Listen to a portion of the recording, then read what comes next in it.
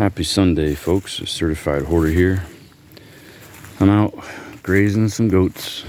I'm going to take a shower and go to church. Always looking forward to going to church, I got to tell you. I never thought I would be that person. Never thought that. I always thought church was for goody two-shoes to pretend so that they felt better about the bad things that they do Monday through Saturday. I know that's who I was. And I don't want to do them bad things no more.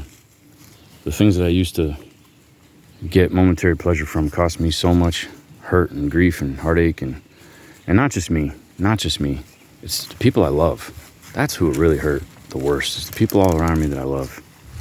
And what a regret to know that your actions have hurt someone else. In John 14:28, Jesus defines love as doing what's best for another person, even if it's at your expense. And right now I'm studying 1 John, and I want to say it's 1 John 3, 1 John 4, thereabouts.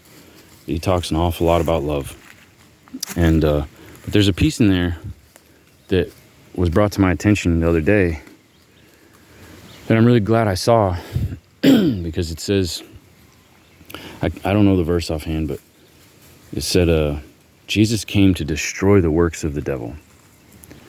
And look for those of you who've never seen this channel, I'm in the middle of a divorce. I'm still married to a woman that's on her way with her boyfriend to go sing a duet that they wrote together. And this morning, I made a decision that I'm going to be happy for them. Because even though he wasn't right for his wife, and I wasn't right for my wife, and she wasn't right for me, the devil made connections a lot. The devil put us together in a relationship based on lust. And, we jumped right into bed and made a family out of that. So that was Satan creating a false, a counterfeit of the relationship that the Lord wanted for us. And God doesn't waste an opportunity. I think that we became each other's foster parents, foster husband, foster wife, foster spouses. That person that you do all the work to be the mirror that they need to see themselves in. So I said work, but let me rescind that. You don't do the work. Your relationship feels like work because it's such a burden. It's so hard. It never comes easy. It's constant work at it. Oh, you guys just got to work at it. You got to work at it. Now, Satan does offer us the lie that there's somebody out there that, no work is involved, no work necessary. That's not true. There's always going to be conflict. The quality of a relationship is directly proportional to the ability of the two people in the relationship to resolve conflict. And if you don't have conflict resolution, then you're just going to have conflict collection. And that's what resentment is. It's a continuation and accumulation of unresolved conflicts where you've just agreed to disagree, where you don't see each other's side, you don't have empathy, you don't release bitterness, you don't release unforgiveness, and you just bring it along in a little radio flyer wagon. Like, when you're going to the beach and you're bringing all the stuff you're going to need. If your marriage is just a train car of strung together radio flyer wagons of all the fights where you agreed to disagree for the kids, for the mortgage, for the this, for the that, because you were too scared to break up, because you didn't want to be alone again, because you didn't think there was another person out there for you, because you keep going back and remembering the happy times. Guys, if you can't resolve conflict, you're just delaying. You're either delaying the inevitable big conflict that puts an end to you as a couple, or you are throwing good years away where you could be happy and at peace and kind. And I'm not saying run out and toss your spouse. I'm not saying that at all.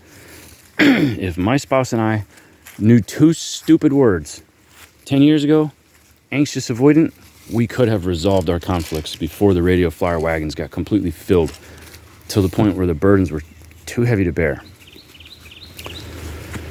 We could have got to that point. And you know how you get to that point is by dumping them out, emptying them out. Forgive. Bring it to the surface. Talk about it. Express your anger, internal anger, external anger, you know, the anger that you have at yourself for what you put up with, the anger that you have for what you did to your partner, the anger that you have for what your partner did to you. Express the anger and say, I'm going to let it go. I don't want to truck it around anymore. You know, I'm a hoarder. Hoarding sucks, but if you're hoarding anger, there's nothing that sucks more than hoarding anger. At least all the junk I got goes up in value. I got 5 acres of junk that every time they print money, I get a little richer, including this property. I paid $44,000 for this property. It's worth like $130,000, $140,000.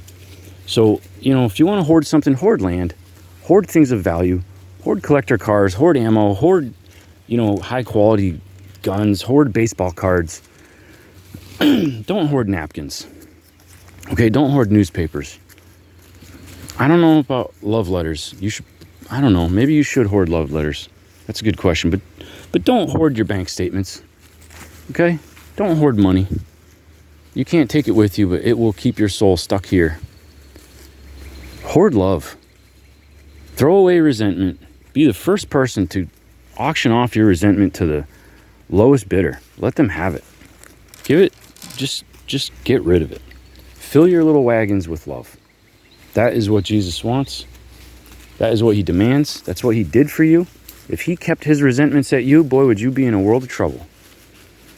So because he pours out forgiveness on us endlessly, that's what we're to do to others. And I forgive everybody who's wronged me. I was going to start naming names, but you know what? Everybody. I forgive everybody. Nobody owes me nothing. And the worst person, the one who's done me the worst, it's me. I have to forgive myself. I have to forgive myself because, I mean, I know that looks like junk, but that's what I think you should do with TV. Your satellite dish, it's broadcasting nothing but poison into your homes. You should put it out back and shoot at it. I have to forgive myself because I've done me more wrongs than all the other people put together. And I harbor resentment towards me that has to be let go. And I endeavor to do that. I'm going to make a conscious decision to simply do it. Not about how I feel. Because your heart, the Bible tells us the heart is wickedly deceitful. It will tell you lies. Your heart will tell you lies, feel things that aren't there, feel things that are momentarily fleeting, and say, oh, this is forever. Oh, diamonds are forever. Yeah? Go spend $6,000 on a ring, and then when you need to pay for your divorce, go see what they offer you on that ring. I found out it's about 1/20th of what you paid for it. Diamonds are forever? Well, marriage sometimes isn't. And when that diamond gets thrown in your face, you'll remember that forever. Don't think because you bought a big ring that you've got a big relationship. The quality of the relationship is only as big as the two people that are in it and their willingness to be forgiving and kind and compassionate and considerate and loving and tender and empathetic and supportive, able to listen, able to step in their partner's shoes, able to look in the mirror.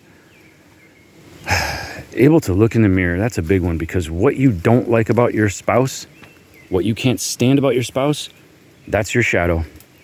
The things that you can't stand about him or her on the surface, that is the stuff that you have repressed about yourself. You know that quality is in you, but you hate looking at it. So if you say, oh, she's so lazy, guess what? You know you're lazy too. If you say, oh, he's so narcissistic, guess what? You're narcissistic too. That's the way it works. So what you don't like about your spouse, if you want to get along better with your spouse, look in the mirror and address the qualities in them that you hate in yourself. And then, since you've identified it in yourself and you have to forgive it in yourself, if you can forgive it in you, you should be able to forgive it in them. And you should be able to say that to them and address it. And you should be able to apologize. If you can't do these things, don't expect a good relationship from them when you're not giving one to them. Come on, Nanny, let's go. Come on, you got everything out of that spot. Let's find another spot. Let's go. I'm getting Nate up here. I'm off to church, guys. Thanks for watching. Praise the Lord. God bless you.